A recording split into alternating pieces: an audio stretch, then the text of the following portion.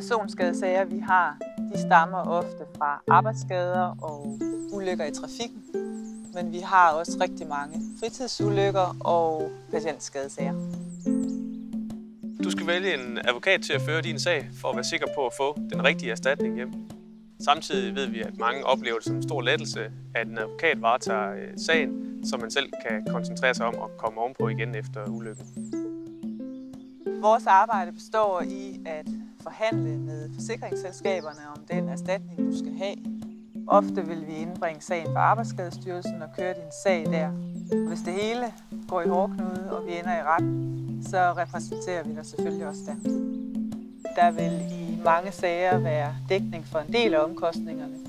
Og derudover så vil vi, hvis sagen ender i retten, altid søge fri proces eller retshjælp for dig. Det koster selvfølgelig at have en advokat til at føre din sag. Men jeg vil vente om at sige, at det dyreste råd var måske det, du aldrig fik. Du skal vælge netop advokatgruppen til at føre din sag, fordi vi er et team af specialister med mange års erfaring, der samarbejder om at få det rigtige resultat i netop din sag. Vi tilbyder en gratis vurdering af din sag, og du kan regne med et ærligt svar, så du ved, hvor du står. Alt du skal gøre, det er at trykke på knappen, når den her video er slut, og så er du allerede et skridt videre.